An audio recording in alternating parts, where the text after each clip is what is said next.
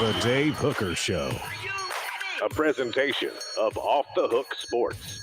Objective insight, expertise, top guests. Available on YouTube, Apple, Spotify, and the Off the Hook Sports app. Download now for free. Also available on offthehooksports.com. I compute and obey. Now to Dave Hooker. Ready. Here we go. Good morning, afternoon, evening, whenever you may be watching, to you and yours with Caleb Caloun. I am Dave Hooker. We've got a lot to get to, including some potential former Vol draft destinations. Also, Tennessee picks up a big-time commitment from a Georgia defensive lineman that will break into recruiting. The transfer portal, will the Vols go after anyone in that portal? Boy, it's tough to predict, but I'm going to go ahead and say that they're not going to pass on everybody in the portal. They will take somebody.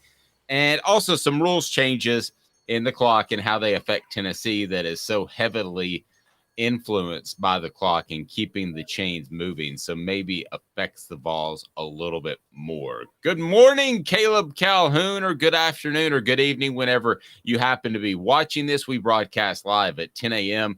on weekdays Eastern time. You can certainly download the app, or you can go with that link tree that's connected here and find different ways to listen to us. We cleared 2,000 subscribers over the weekend, so not even being in existence for a year. That's pretty cool. Caleb Calhoun deserves an awful lot of credit for that. He's cutting up video like crazy. He's like the Edward Scissorhands of video editors in the evening. So he's doing that on YouTube. And we've got a lot of good things coming up this week. I think we might have our first John Adams appearance stopping in. I know that we will have how about Josh Ward, Fred White, and the Celebrate 98 series is right around the corner. So get the app, or be sure you've got your notifications on, because I have a Cooper Mays piece that I'm going to put up just here in a little bit that I think you will certainly enjoy. Caleb, how are you, sir? Pretty good. I hope it's not like Edward Scissorhands. That would be impossible for me to work on the computer at that point. Well, yeah, but it's like you have digital scissor hands. Edward Digital Hands. Yes. So like your chopping is happening in the computer, if that makes sense. Fair enough. This is a sequel, Dave. The Edward Scissorhands sequel. Right now, we're throwing it out there. I think Edward. I wrote the Top Gun 2 sequel, just for the record, and I wrote it years ago. I mean, I knew positively that that's what they were going to do.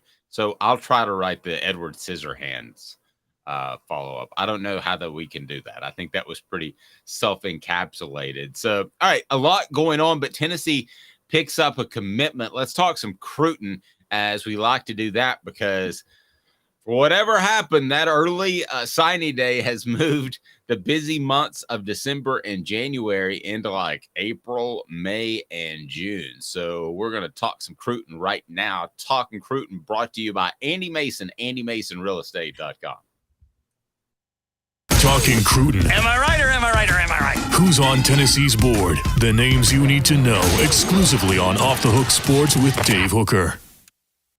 Tell me about Tennessee's newest commitment. I'll tell you that it's brought to you by AndyMasonRealEstate.com. He'll save you thousands or tens of thousands of dollars on any real estate transaction, because there are 40 years of experience in his office, and he's awesome. And he cares about you, and they have the best prices. They have the best service in the biz. So AndyMasonRealEstate.com is phenomenal. Save you thousands or tens of thousands of dollars. Hit that like button. Let's bring more people in.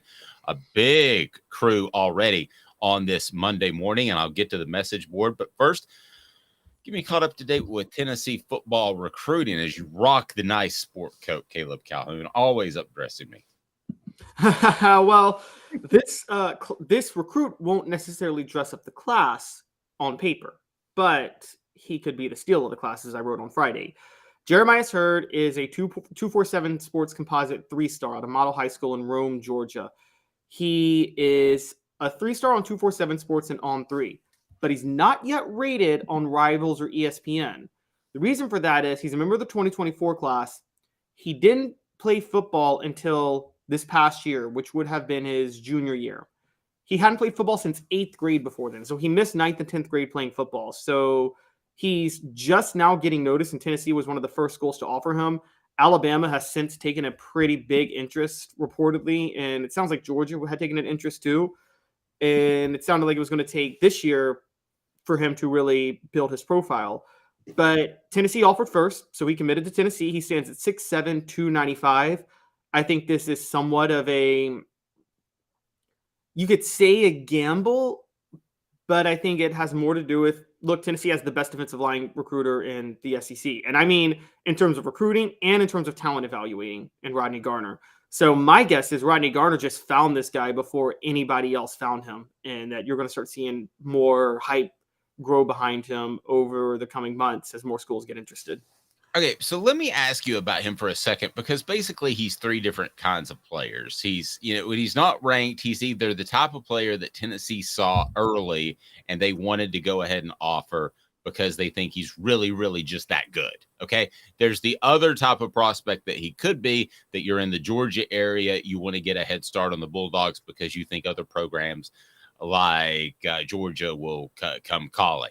Now, I know we're projecting here and he's a 3-star guy now, but the third option is he just isn't very good and can't play, which I don't think that's the case. But when we talk about Heard at 6'7", 295 pounds, do you think other schools will come calling like Georgia, which is just down the road? And also address, if you can, Caleb, how it's odd to me, at least it is to me, maybe it's not you, these guys typically commit and hold them.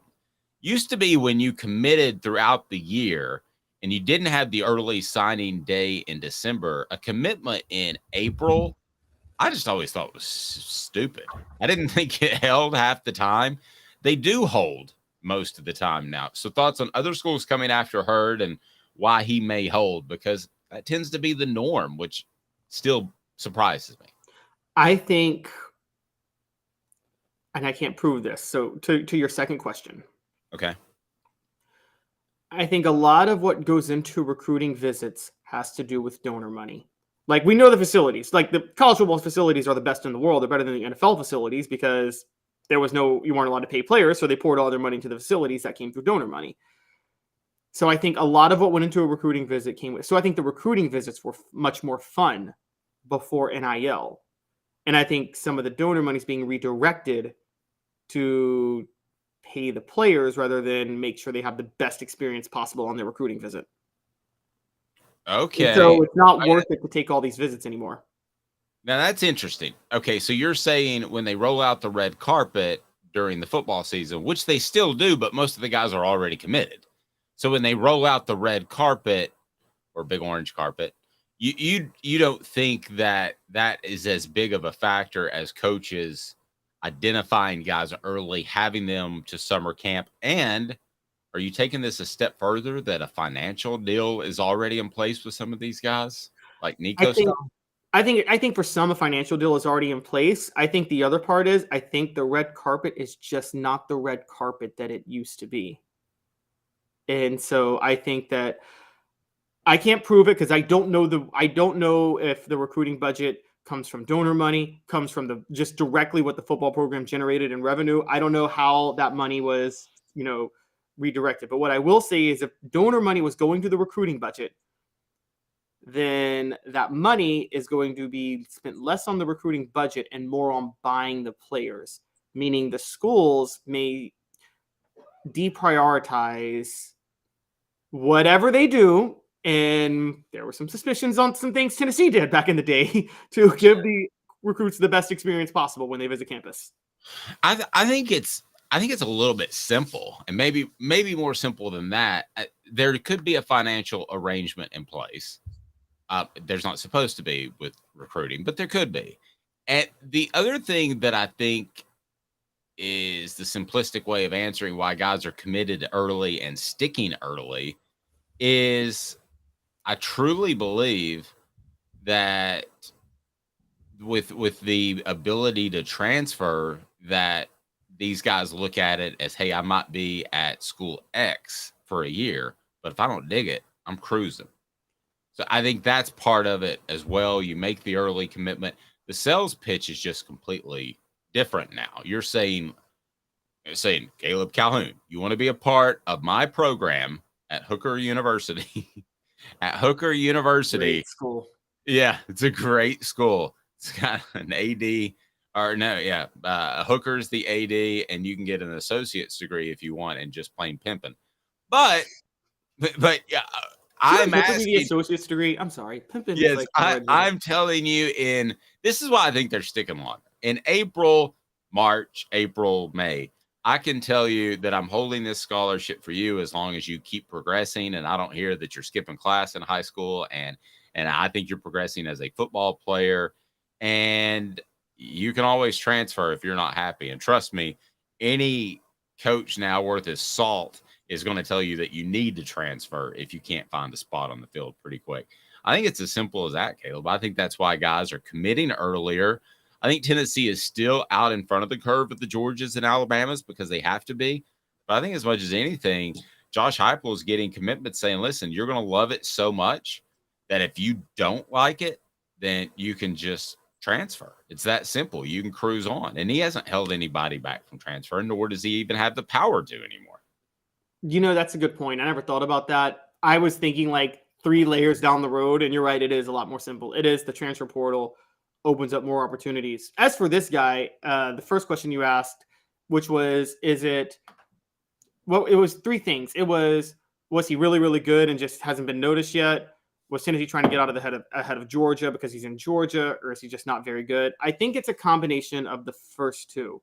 I think they think he's going to be really, really good. And I think they scouted him last fall playing football. But again, you have to remember, he hasn't gone to any camps.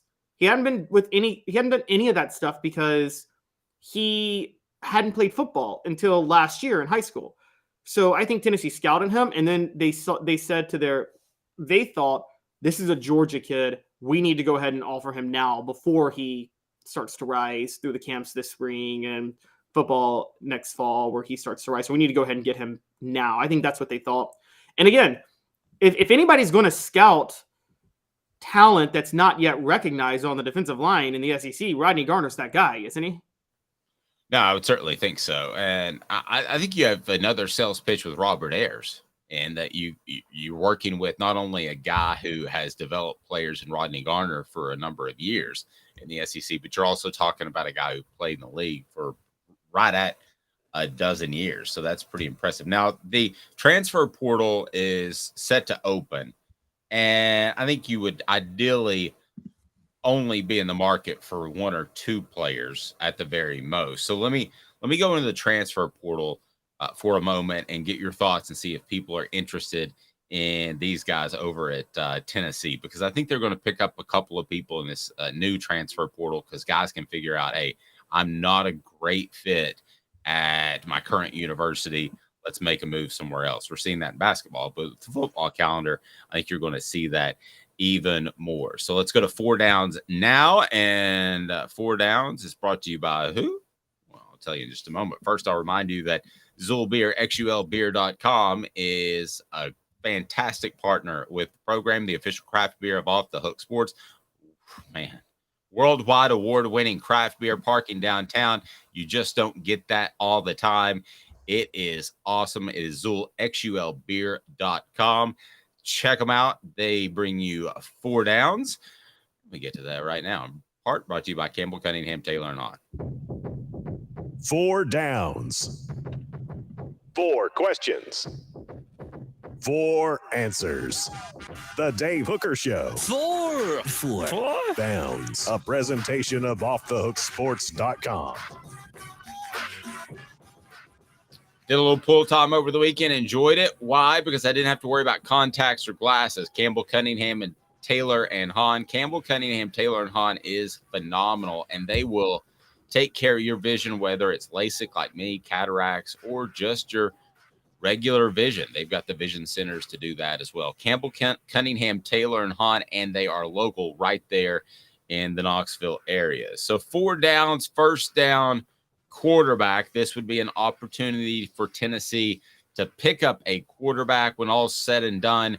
Will they pick up another quarterback to have 3 scholarships on the roster? I don't think this says anything about Joe Milton or Nico. I just think it says 3 scholarships on the roster are significant. Same time, bumped into somebody on Friday afternoon. They said they really like Gaston Moore. So is Tennessee okay with Gaston Moore as the third string guy, as it looked like in the orange and white game, or do they need to do something now, Caleb? I think ideally they should try to add a veteran quarterback that could bring depth, but my prediction is that's not going to happen. They had 2 scholarship quarterbacks last year. They're going to have 2 this year. They'll be fine if they need. They seem fine if they have to go with Gaston Moore. The chances of that seem highly unlikely. So I don't think they're going to add a quarterback.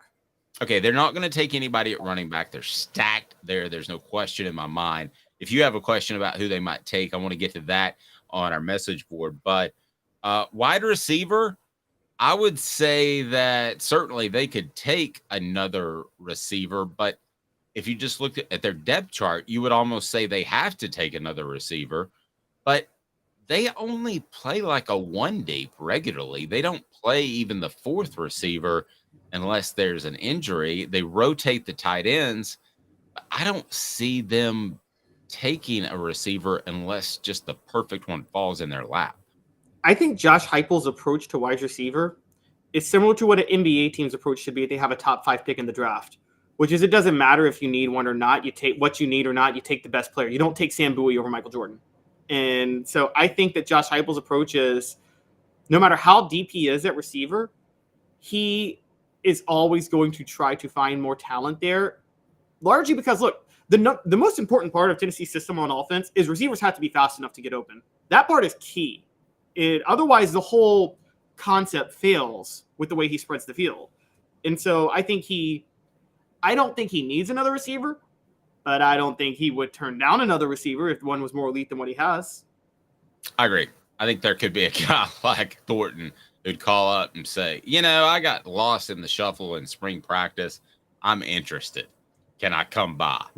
Yeah, I think he would take that. And I think he holds a spot 2 or 3 open for those, which is not what Clemson does. Clemson just takes scholarships from its walk-on players. But nevertheless, we caught some heat for that, by the way.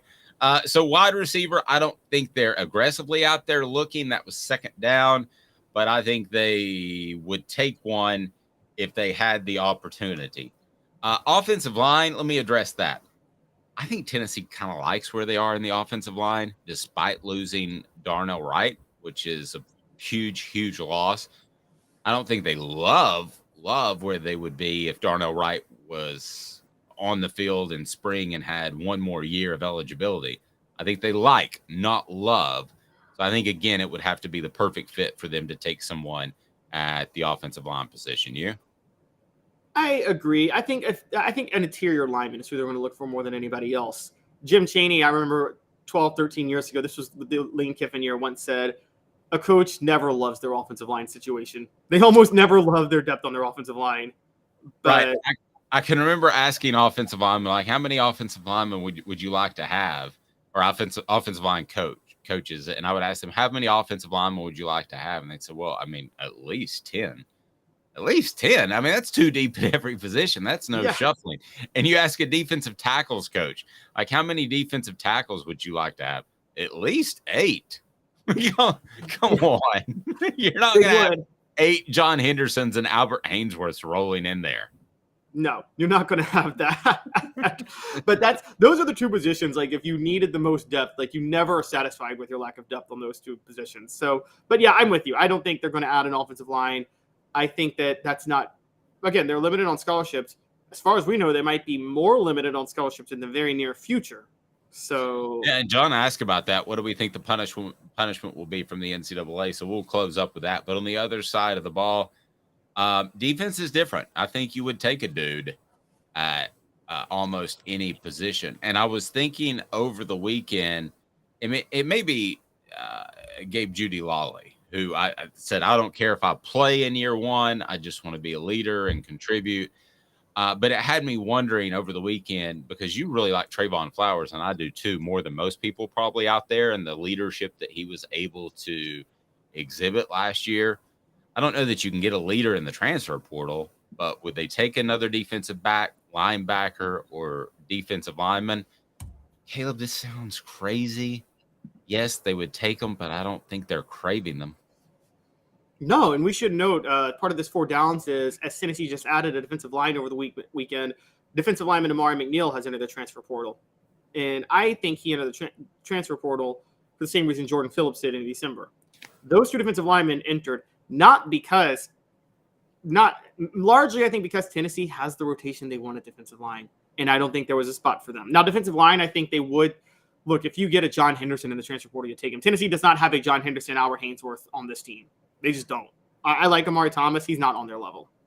But I think that they would take an elite upgrade if they could. But in terms of the rotation, I think they're satisfied. I think if you hold scholarships, you hold it for defensive line and defensive back. I don't even think linebacker, as bad as linebacker was this year, Dave, they added Keenan Peely and Arian Carter. I keep hearing good things about him. Aaron Beasley's back. I think they are actually Aaron Beasley's back. Caleb and Elijah Herring seem to have taken that next step. I think they're finally where they want to be at linebacker. They will be significantly better at linebacker this year. As opposed to this time a year ago, I completely agree with you. Now, we didn't know that Jeremy Banks was going to go off the rails at some point during the year when all's on the table and you miss a practice on Monday and then you try to start a fight with Hendon Hooker later in the week. We didn't know that, but even just, okay, so what do we, this time last year, let's compare the linebacker position real quick, and we'll get to your questions. Go ahead and hit that thumbs up button. We bring more people in. But you want to look just for a second at the linebacker position, not knowing that Jeremy Banks was going to have an issue off the field. I still think it's better as of April 2023 than it was in April 2022. You replace a Jeremy Banks with a Keenan Peely, who's your middle linebacker, and an Arian Carter, who's more of an outside speed guy who has a lot of upside. I would, along with Aaron Beasley, I would take this trio over what you had Banks, Beasley, and pretty much Solon Page and Juwan Mitchell last year. Yeah, there's no comparison. This is a much better unit. Yeah, and you still have those two if you need to turn to them. Which I think is a real possibility. City Heating and Air Conditioning, cityheatandair.com. As the temperatures begin to warm up, you're going to need perhaps some work on your unit. You need to be nice and comfortable. Happy wife, happy life. I can tell you that. Cityheatandair.com. Integrity matters over 50 years right there in Knoxville. Cityheatandair.com. Cityheatandair.com. City Heating and Air Conditioning, absolutely love them, and they bring you our own Cooper Maze, which we'll have up later today. So looking forward to that. As a lot going on. Hit the like button, John says. Smash it. Subscribe. Share. We want to hear that. And also, Billy Bob Cooter saying Jeremy Banks was the best wish he had stayed. Do we? I think that's sarcastic. Sarcastic. Maybe a little sarcastic. Stay tuned. 2 minutes coming up on the program. We have got, they just have to change something. So how do the new clock rules affect the University of Tennessee and their high-tempo offense? And they will. Stay tuned. 2 minutes. He's Caleb. I'm Dave, Off the Hook Sports. And Craving Wings South North Shore location, where we've heard people say that you can get the best wings in East Tennessee. Pero ¿quién es este? El número 87, Jacob Warren. I'll just do 6 on my sauce 87, please. Imposible, señorita. Dale 6 más. Look at these wings. Perfectas, deliciosas, fantásticas. Man, I don't know what you're saying, but it sounds awesome. How do you say fresh, never frozen in Spanish? Frescas, nunca congeladas. Make your way to Craving Wings and get you 6 más. But what was funny about Kate is we were a full continuum of care at that time. We had detox, we had inpatient, we had outpatient. So we were doing a lot of the things that we do now. But now we just do them so much better. It's really a simple program, but we're complicated people. I am what I am, and now I got to do something about it. You can take your life back. Call Cadis today. Got cataracts? We can fix that. Never miss another moment. With a little help from Doctors Campbell, Cunningham, Taylor, and Hahn at CCT Eyes, Do you want to own the more that owns every job? Then get to Vassy Lawn and Garden in Cleveland and get you a Toro. I'm David Vassy, here to talk to you about Toro. With a Toro Zero Turn, you'll get more out of every minute and you'll reach the finish line faster. At Vassy's, we like to say, no matter if you're mowing 3 acres a week or 11 lawns a day, homeowners and business owners alike find confidence in equipment they can trust from top to bottom. Vassy Lawn and Garden, Highway 60 North in Cleveland. Man alive, it's worth the drive. Our family has been creating jewelry since 1986, each piece unique with a story all its own. I'm Rick Terry with Rick Terry Jewelry Designs. I'm a jeweler, and I want to be your jeweler. We're grateful that you chose us to be Knoxville's best jeweler. My family and staff look forward to serving you. So please come see us. Kingston Pike and Campbell Station Road in the heart of Farragut and downtown on Gay Street, right next to the Tennessee Theater. Who's this guy? Hello, who is it? The Dave Hooker Show. Who? A presentation of Off the Hook Sports. What? YouTube, Apple, Spotify, and the free Off the Hook Sports app. Back to Dave Hooker. Grade A to F on our message board and for Caleb. What was Tennessee's offensive line last year? A to F. Ooh. I almost want to go A. Like, crazy enough. How do you watch the Alabama game and not say A? How do you watch what Darnell Wright did to Will Anderson and not say A at that point? I think it's easy A. I think I could almost go A plus. I mean, they didn't have the greatest day against Georgia, and obviously struggles, probably internal strife led to that at South Carolina, so I can't give them an A plus. But if I get those two big exceptions, or you just have one bad day at Georgia and the rest of the days are fantastic, then I could lean towards an A plus. But Travis says B plus. I'm going to go ahead and go A minus, guys. I mean, I'm really high on Will Anderson, so that's a factor. And he was on my Heisman ballot 2 years ago. So factor that in, but I think it was an A. I think it was a flat A. If you want to say the A minus, Travis said gave up some huge sacks. One caused an injury. Okay, Travis, you talked me into it. So I'm going to go A minus, and I'm going to say that if not for the South Carolina game, it would have been an A. If not for the Georgia game, which Georgia's Georgia, Caleb, right? It would have been an A plus. So how much of that do you think? Let me share with the Georgia game, though, real quick. Okay. What could the offensive line do? The issue with the Georgia game was Georgia straight up played one-on-one coverage with Tennessee's receivers outside and dared Tennessee's receivers to be able to get open on them. And Tennessee's receivers didn't win those matchups. And that, I didn't think that was a defensive loss like South Carolina. Yeah, I agree. In South Carolina, you point to and you're like, that's a defensive loss. Right. Georgia could pretty much do what they wanted to when they wanted to.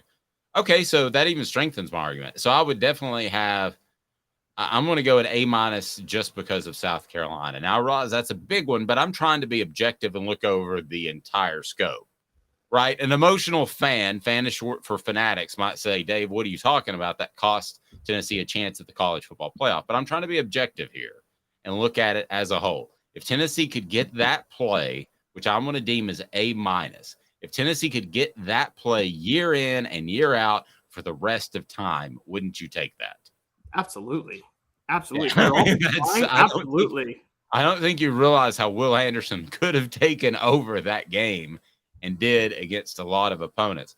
So how much of that was tempo? And it leads us to our next topic, brought to you by Vassy Lawn and Garden. Man alive, it's worth the drive. Vassy Lawn and Garden, whether or not you're in Cleveland or Nashville, Knoxville, Chattanooga, they have the industrial and commercial mowers to get what you need, save you money thanks to their buying power. Toro, count on it. So this question, Caleb, is pretty simple. How much of that was because of tempo? Because they're toying around with the clock and they're making some changes that I don't think necessarily helps Tennessee. The question is, does it hurt them? So how much of that was tempo? How much of that was Josh Heupel and the approach as opposed to the actual players? The success of the line? Yes. Not as much about tempo as you would think. Look at how many sacks Tennessee gave up the year before compared to how many they gave up last year. They were in the same tempo the year before under Josh Heupel, and the line was significantly better. Now, part of that, I'll say, was Hendon Hooker was significantly better. Hendon Hooker's pocket presence, it was horrible in 2021, guys. I don't know if you remember how bad his pocket presence was. And he did a 180 on that in 2022. So you could say that was more about Hendon Hooker's improvement and understanding of where he is in the pocket. In the running game, I don't think was as explosive as you might have hoped it would be. But I don't think it had as much to do with tempo as you might think, because I think the line was just that good. There were a lot of good. I mean, we've talked about this. Cooper Mays may be the best center in next year's draft, if we're being honest. And Darnell Wright is the best right tackle in this year's NFL draft. And Jerome Carvin is incredibly underrated as an interior blocker. You got those guys. It's hard for me to say it had anything to do with tempo. I think it should have more to do with talent. No, I agree. And I think that maybe the message board thought I was going to go in a different direction. I wasn't. I think if this team, here's the other thing that this team is that they do, with the exception of a Darnell Wright. I mean, there are going to be dudes that show up at 330 pounds and can move just fine, and you're not going to tell them to lose weight. But Tennessee is a lighter offensive line for the most part and can move their feet. So I think Josh Heupel is a little bit ahead of that curve, as well as having lighter offensive linemen that can move their feet. So I'm gonna make that a factor. But it does bring me to what the H? What the? What was he thinking? Release the hounds. The Dave Hooker Show. Keep cool. A presentation of OffTheHookSports.com. Okay, I'm just going to go ahead and tell you this is just stupid. The NCAA approved rules changes Friday proposed earlier this year that would allow the clock to run after first downs are achieved in all divisions except Division III. I don't know why Division III had the major pushback. I guess they had commercial inventory they had to clear. I have no idea. But the clock will continue to stop after first downs during the final. Continue to run. Continue to run after first downs during the final 2 minutes of each half. So this affects Tennessee. It does.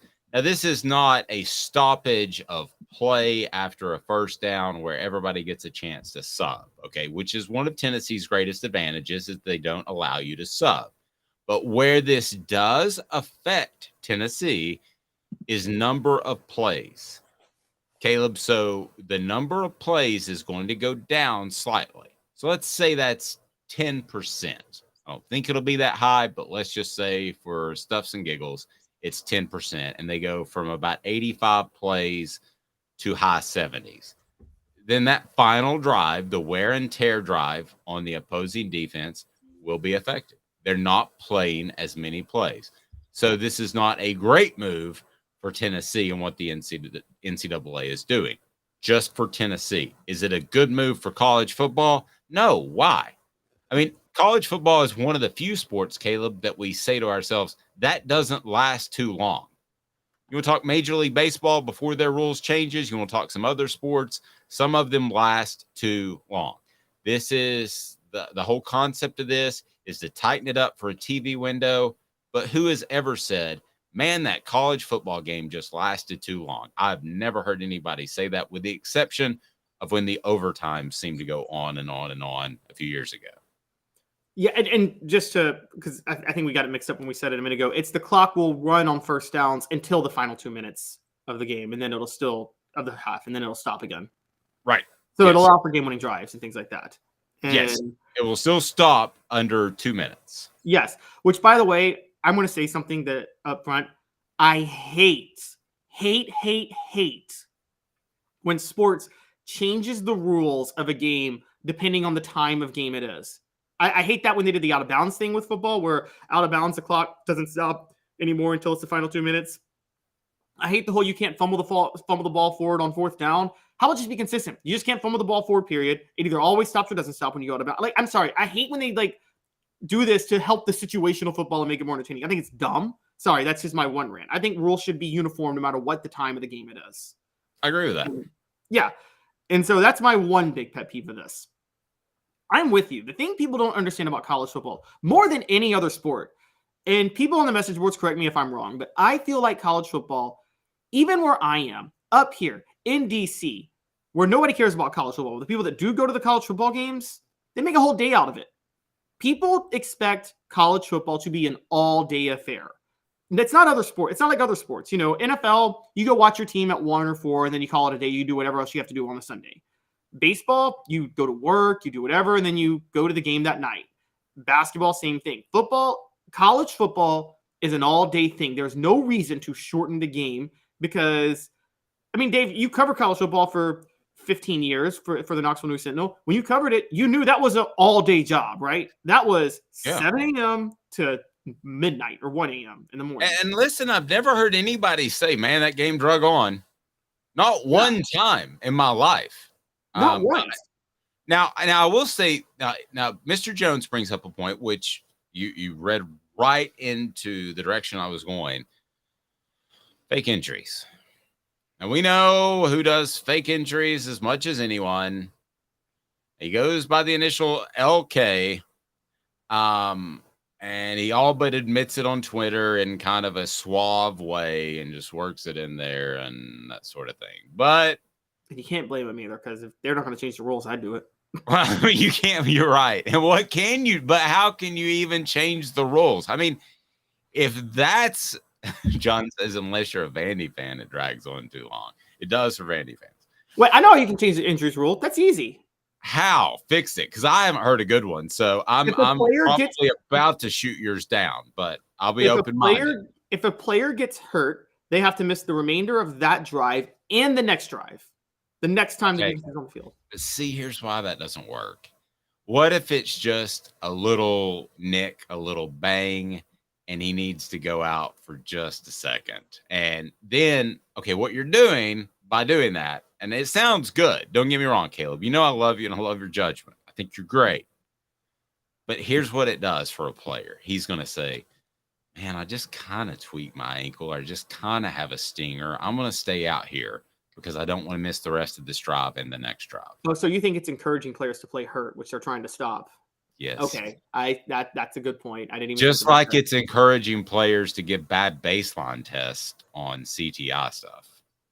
They're acting dumb when they get their baseline test in August before they start hitting. Oh, okay. So that they lower the bar so that when they get tested in November, they're like, oh, you have the same cognitive ability that you had in early August, but they were playing dumb back then. I think you'll have players that'll force themselves to stay on the field. See, I don't know how to fix it. I'm going to Caleb. Yeah, now that you say that, I never thought about that. But now, like, other rules in other sports is easy to fix. Like, you know, basketball, the intentional foul, to stop intentional fouling, you foul out. You know, in baseball, I think to stop intentional walks, I think if you get walked a second time in a game, you get to second base, not first base. And you advance 2 bases. Okay. You know what play would have never happened? Giving your recommendation, which is a good one. I'm not ripping the recommendation. I don't think Jeff Coleman would have come out of the Arkansas game, which allowed one Billy Ratliff to come in and force a fumble of one Clinton Sterner back in 1998, because Jeff Coleman was gassed and he came to the sidelines. He's like, I just need a play or two. Get out there, Billy. And Billy runs out there after admitting he had been beaten down by Brandon Burlsworth, rest his soul, the entire game, and somehow beat Burlsworth. But Jeff Coleman probably says, I'm not coming off the field because I'm just gassed. I'm going to get through this. And Tennessee probably loses to Arkansas, and there's never a national championship game. There is still a national championship. I've broken it down how the national championship happens. Caleb is taking away your national title, Tennessee fans. No, Dave is taking away your national title. We got to talk about this with Fred White on Friday. Okay, this is the most unfair narrative ever written against Tennessee football. Okay, they win the national title regardless of that fumble. Was that fumble a lucky play? Yes. Tennessee wins it regardless, and I've broken down why. 1, they still would have gotten the ball back with about 30 seconds left had the fumble not happened, and they only needed a field goal to win. 2, even if they lose, they would have met Arkansas again in the SEC championship game. They would have won that game, and based on the BCS and the formula at the time, they would have been one of the top 2 teams. So all I'm saying is that with your changes, Jeff Coleman's probably like, man, I'm not taking myself out. I won't be out even the next drive. So then Tennessee's a 12-1 national title team instead of a 13-0 national title team. Hey, Vol Twitter, do you really care if you're 12-1 or 13-0, or do you just care about that championship? 13-0 sounds good. I mean, it has a different ring to it, doesn't it? It does. It does have a better ring to it. But but yes,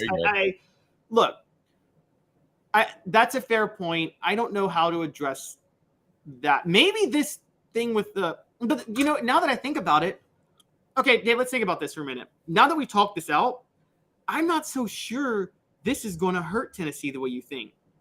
The new rules change with the clock running on first down. Because, okay, they're going to get a first down. If a team's trying to slow the tempo, they're going to fake an injury. The clock's stopping on first down anyway.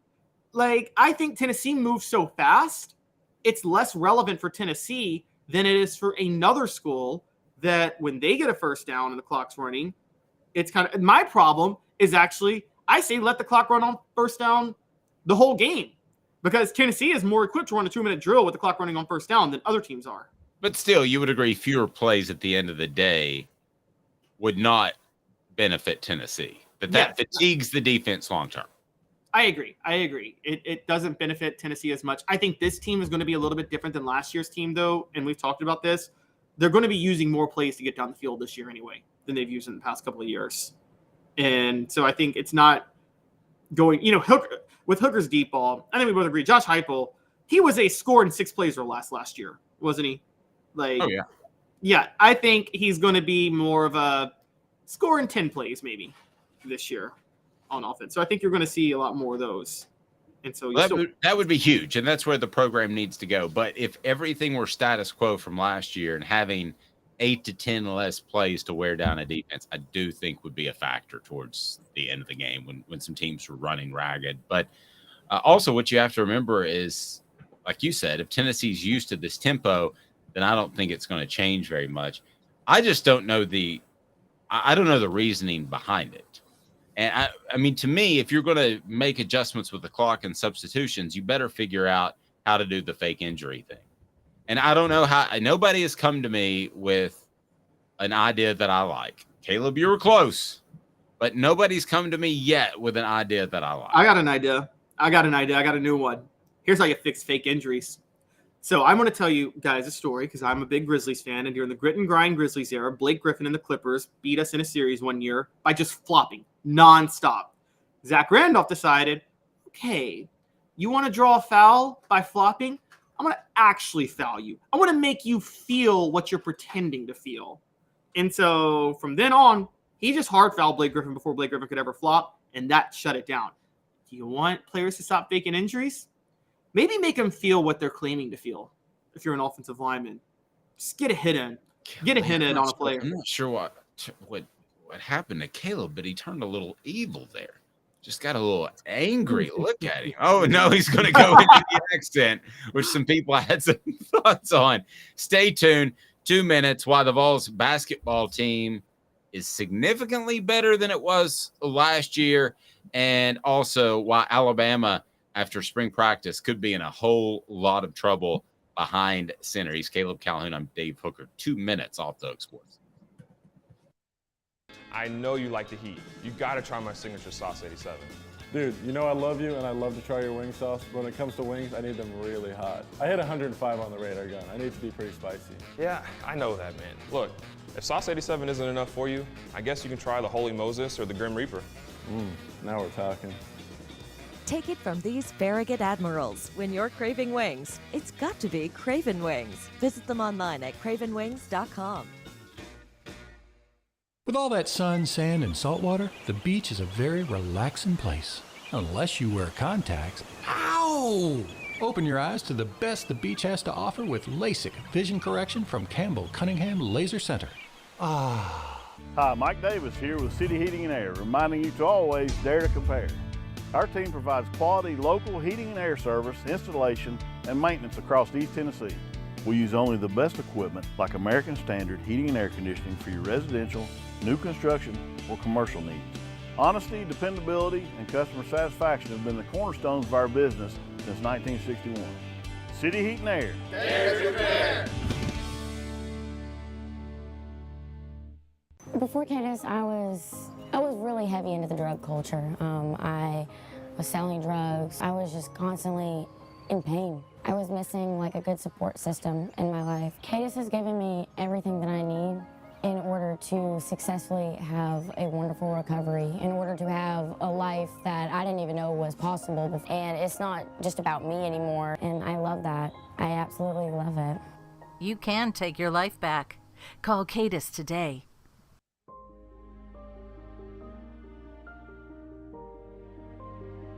Our family has been creating one-of-a-kind pieces of jewelry in West Knoxville since 1986.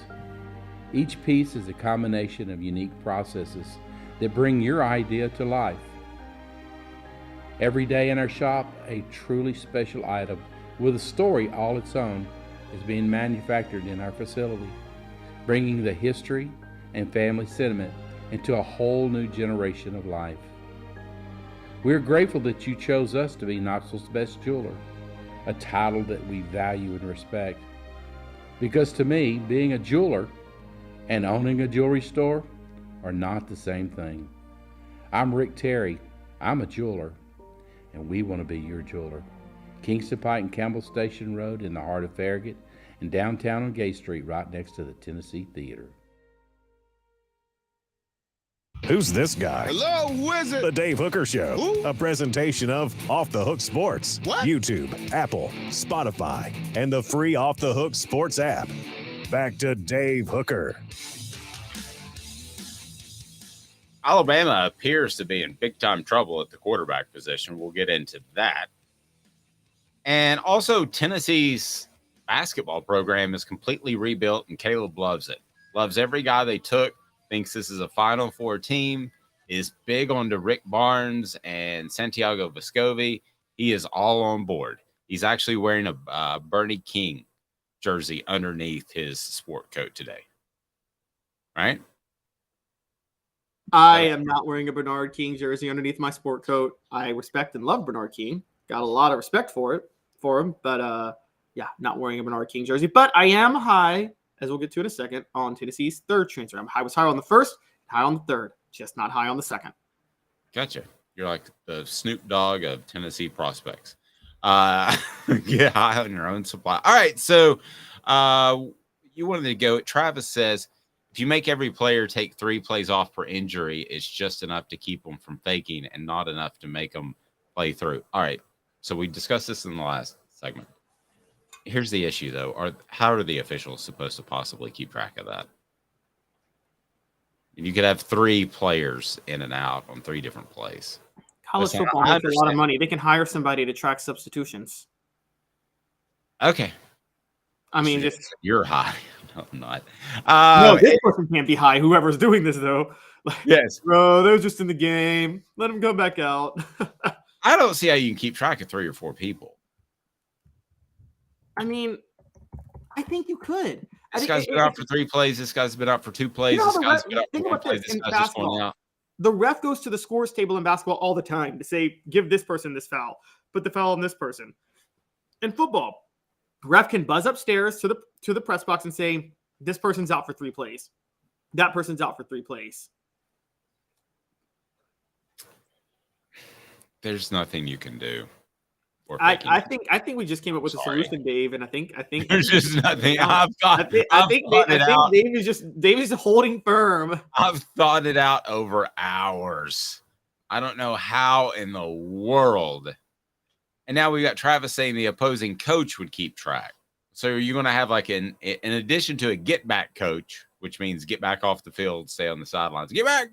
Everybody's got a get back coach. So now you're going to have a sub coach. It's going to watch the other team. And if you've ever been on the sidelines of a football field, it's hard to see anything.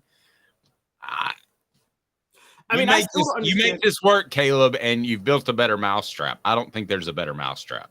I still don't understand why coaches don't hire so many more analysts to give them common sense. I've always said every coach should have a math coach to be like, analytically, what's the best move for my win probability right here? But, that's been my philosophy. The only reason they don't have that is because football coaches are more old school than any other coach. I know they think they understand the game better than anybody, and they think they're super smart. In reality, most of y'all were just former players who stumbled up the ladder to become head coaches, and you're not very bright.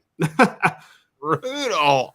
No, but I think to some extent you're right on that. All right, so Jalen Milroe, Ty Simpson, before we get to Tennessee and their rebuilt basketball roster, it's pretty impressive. We'll get Caleb's thoughts on that. But Jalen Milroe and Ty Simpson, so the thinking was at the University of Alabama that the Crimson Tide there in Tuscaloosa would just find another quarterback. Maybe it's Milroe, before we saw him struggle mightily last year, especially with turnovers. Maybe it's Ty Simpson, the highly regarded Tennessee prospect that's going to step into that role.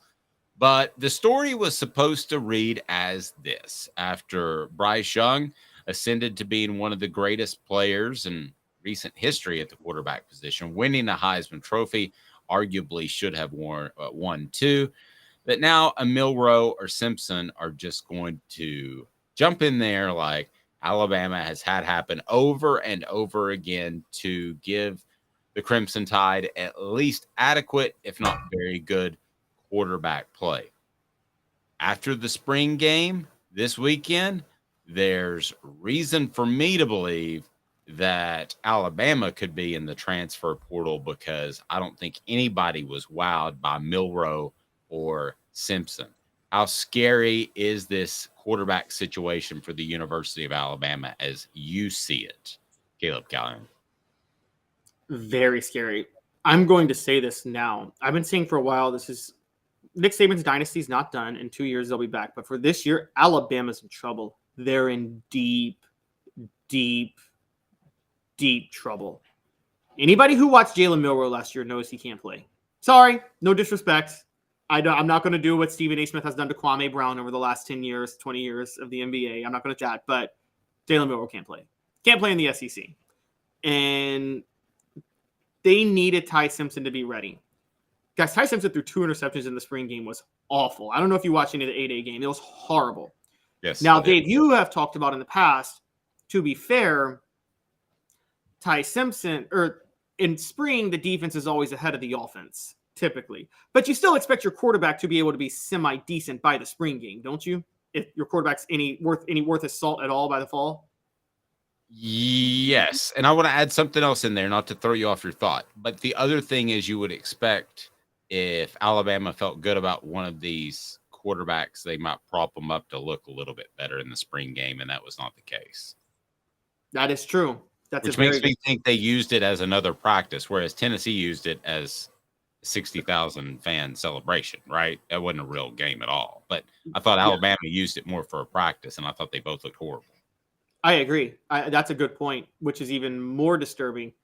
Here's the other problem.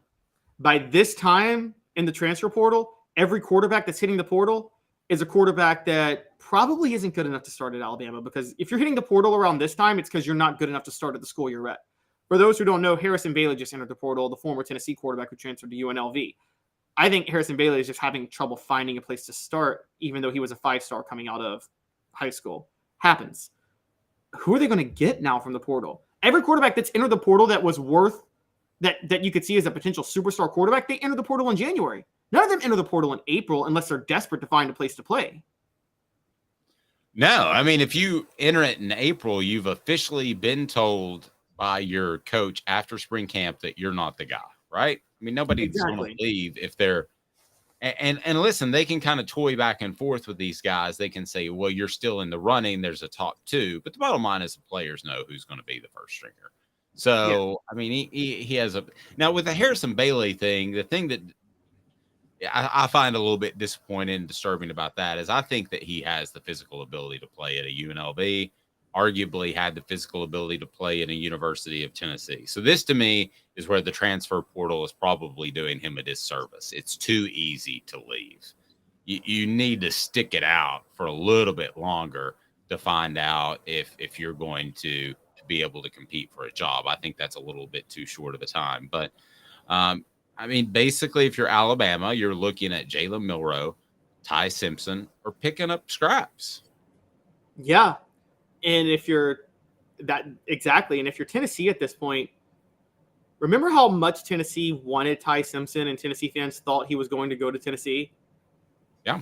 I think you're happy about the situation now if you're Tennessee. I think you might have – I'm not so sure Ty Simpson was missed on, but he might not be capable of playing at this level in this offense.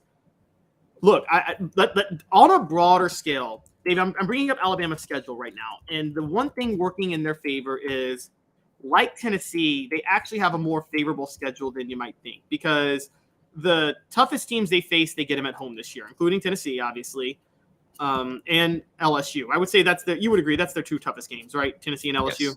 Yes. Yeah. They get all of them. They get both of them at home.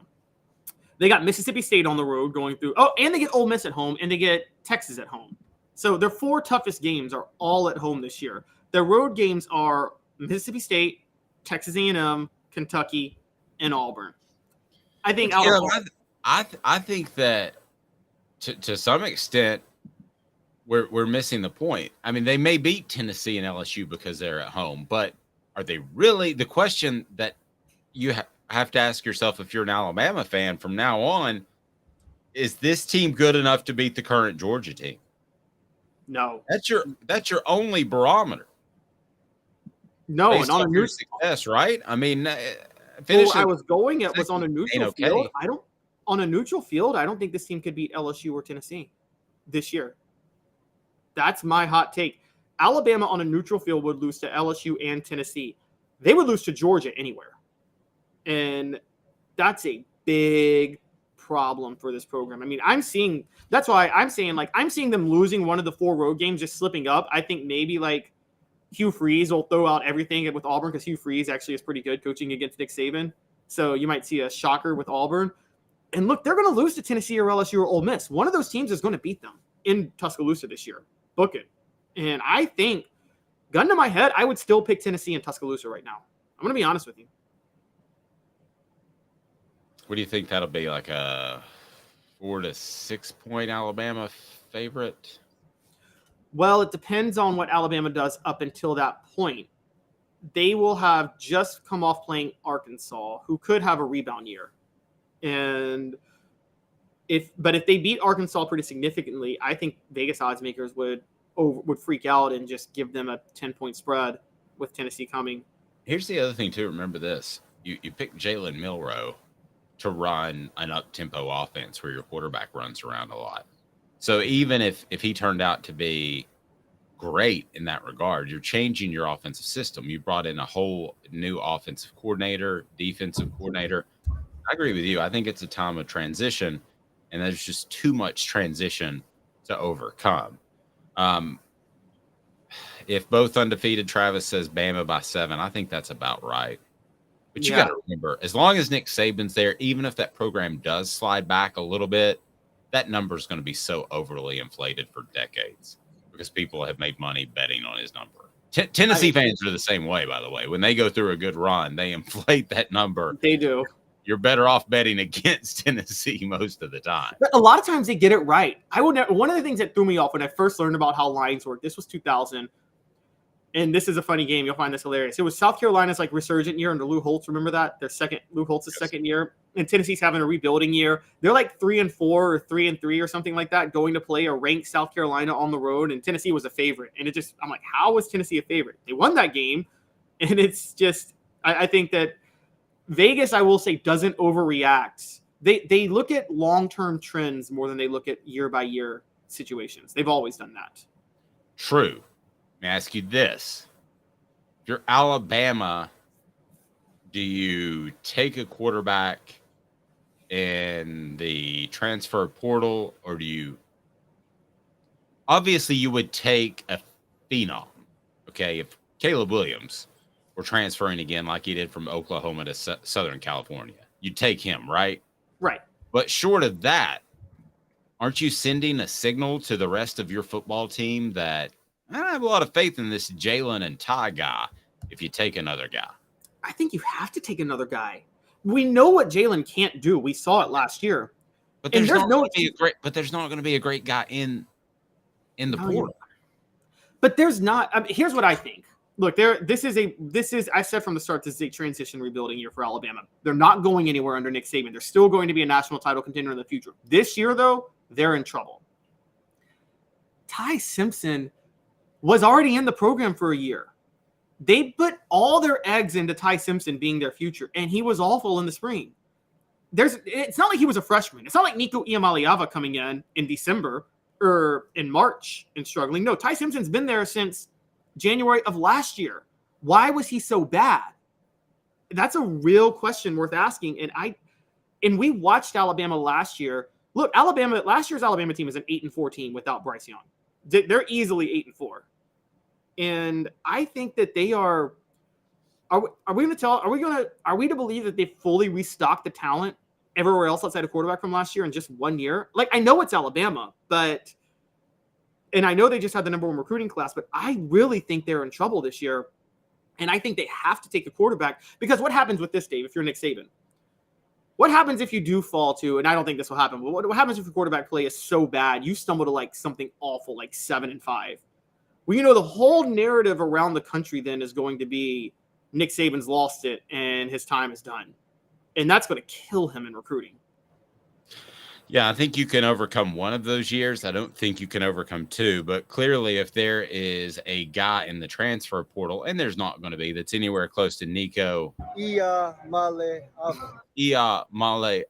that's right, then he is going to be a guy that Alabama should go after. I just don't know that there's going to be a guy in the portal. More basketball news. This basketball program its roster has completely changed since this time last week. Caleb, what do you think of the newest addition? And get your thoughts on this basketball team as it has added, 3 transfers since this time last week? Yes, they have added 3 transfers. I was high on the first, not high on the second, and I'm high on the third. So the first was Jordan Gainey, came from USC Upstate. He is another spot-up shooter, 41% from 3. Perfect type of player to complement what Rick Barnes needs, given how awful the offense was shooting at times last year. Second player was a 6'6" Chris Ledlam from Harvard. No idea why Rick Barnes wanted him. That was evidence of Rick Barnes being another old school guy. Guy may have averaged close to 10 rebounds in the Ivy League. If you're going for a big, take 4 rebounds off of that in the SEC. Like, just because he was a great rebounder in the Ivy League at 6'6" doesn't mean he's going to be that in the SEC, and he's not a good 3-point shooter. So on Friday, just as we wrapped up our show and got ready for the weekend, I believe the name is pronounced Knet, Dalton Knet from Northern Colorado, or maybe it's just Dalton Knet, Knecht. He is a 6'6" spot-up shooter. I am really high on him. I think him with Jordan Gainey and Santiago Vescovi returning, even though I got my issues with Vescovi, as y'all know, I think that this makes this team a much better outside shooting team than they were last year. And that's a big deal, because that's the one thing they had to fix. Okay, so are we now to the point where you're looking at a basketball team that's Zakai Ziegler is dribble, drive, dish, kick to the outside, Tennessee better hit some 3-pointers more than they did last year? Absolutely. Is that the team we're looking at? That's absolutely the team we're looking at. If they're not much better from 3 next year, that's a big problem, because we're not even talking about, they got a lot of young guards that were 4-stars that were in the program this year that didn't play much because they had to develop some, that were redshirts. Like Jemai Mashak, I still think is going to get even better. BJ Edwards is going to emerge as a point guard. And they added a few other guys from last year's recruiting class. I'm already forgetting their names, but ones who really didn't play at all last year. And so they should have enough offensive firepower to and then add the fact that Cameron Carr is a commitment to this year's class, and they got 2 bigs, JP Estrella and Cade Phillips. Yes, they need to have enough offensive firepower, regardless of whether or not Josiah Jordan James stays. That's kind of where I'm at. And want to take umbrage with some of your criticism of Santiago Vescovi. And there was a lot of it on the message board. Let me ask you this question. And I agree he has his limitations. If he's never asked to play the point because Ziegler goes down, if he's just his guy, and I know that happened with about 6 Gator season, but if he's just his guy playing the 2, are we looking at his season in a much different light. Tennessee may go a little bit deeper. He's more comfortable at that position. No, his issues were prevalent. So the question was, were you too hard on Vescovi last week? And the answer is a quick no. No, because I was doing this in the season before Zakai Ziegler got hurt. That's true. He was. So Vescovi was struggling and was an issue beforehand. So no, I think Vescovi, I need proof that Vescovi is mentally tough enough to handle the pressure. I don't know that he is. Dave, can you develop a clutch gene? I don't know if that's possible. I mean, I will say some players have done it. Dirk Nowitzki in the NBA melted down in the 2006 NBA Finals, came back in 2011 and dominated. LeBron melted down in the 2011 NBA Finals. Then he went back-to-back and won 2 titles where he totally took over those 2 finals. So I think you can develop some mental toughness in a clutch gene, but I haven't seen Vescovi develop it yet. And until he does, I got to say, I don't think he's mentally cut out to handle the pressure and expectations that are going to come with him returning and being expected to be the leading scorer on next year's team. Okay, who has been a Vol who developed a clutch gene while at Tennessee? A Vol who developed a clutch gene. I got one for you. I would say Jawan Smith. Ooh, that's a good one. I was going to go John Higgins. Did he ever develop a clutch gene? He never shot the ball as much as he should have. No, he did. There wasn't the quantity, but I thought throughout his career he felt more comfortable in taking that shot later on. Yeah, I thought John Higgins was almost a waste of an elite shooter. Like, the guy should have been firing. Maybe that was Buzz Peterson not being smart enough to tell John Higgins he should be shooting a lot more from outside. It could be. Well, you know Buzz Peterson, though. Michael Jordan was in his wedding. Oh, that's right. Yes. Well, as he's always quick to remind. Mr. Jones said Scotty Hobson, Jordan McRae, Skylar McBee, did they develop clutch genes while at did they develop clutch genes or did they just develop? You know what I mean? There's like kind of a difference. Like, were they like, there's a difference between developing a clutch. I'm talking about a player who was elite, but you couldn't trust him in the big moments. And then a time came around where you could trust them in the big moments. I mean, some people would say, I think this is totally unfair, by the way, who I'm going to name, but people would say this was Peyton Manning. They would say he struggled in the clutch and then he overcame his demons in the 2006 AFC title. Anybody who actually watched Peyton in college knew he was clutch from the start. And I mean, that SEC title game in 97 is the most clutch performance I've ever seen a college football quarterback put on. No, I don't think he had a problem with clutch. I think the entire program, when it faced Florida, had a problem with being tight. Yes. And there was game planning issues and defensive issues. And Peyton's biggest problem was he was so methodical in preparing for defenses. But I remember him saying one time, he actually said this in an interview. He said, it's not that I play worse in the playoffs or that playoff defenses outsmart me. It's just, they're not that complex in the playoff defenses in the NFL aren't that complex. They're just that good. So there's not a lot of smarts you can do to overcome the talent on the other side. We had a question about David Hobbs. If he'd have signed at Alabama, he would have been a 5-star. Yeah, I think you're right. I've talked about this before. And I think that some of these guys would be more highly recruited that we're talking about in basketball if they signed with Kentucky. I think you get a boost. I think that you see that with the individual recruiting services. Now, I think it depends on which of the recruiting services, if it's on 3247, Scout, whatever the case may be, if they still have a strong site, you tend to see them get favorable rankings, and that's not going to change. Yes, but let's be clear on this here. There's 2 things that give players favorable rankings. One is unobjective, one is biased to who the followers are. The unobjective one, I would say, is yes, these services add ratings to players if powerhouse schools offer them, because what they think is if Nick Saban wants this player, he must be good. On the other hand, an underrated recruit's really usually not going to be picked up by Tennessee guys because Tennessee has such a presence in the recruiting sphere. They have such an online following. I think a recruit's more likely to be overrated if they're signed by Tennessee than Alabama because Tennessee fans are much more online than Alabama fans are. Tend to agree with that, but really the recruiting ranking shouldn't change regardless. You should use your own talent evaluators, but that's just not the case. It's funny you say that because analytic, like 538 one year did the best year they did the bracket. They talked about like the best method to do the bracket, and they said all these formulas that should go to picking every team. And then they did say, hey guys, you should factor in the seed of a team when you're picking a team in the NCAA tournament. That should actually be a factor, even if it's arbitrary. So I think these services are analytical, and I think part of what's factored into it is who's offering them to a certain degree.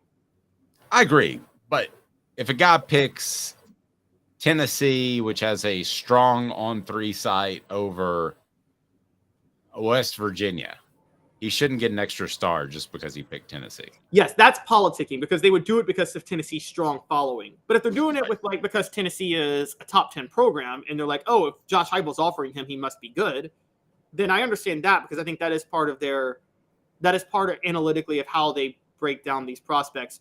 For people that think recruiting rankings mean nothing, though, guys, every national champion since online recruiting rankings started in 1999 has had 3 of their 4-year classes up to that championship team be in the top 5 in recruiting rankings. They matter.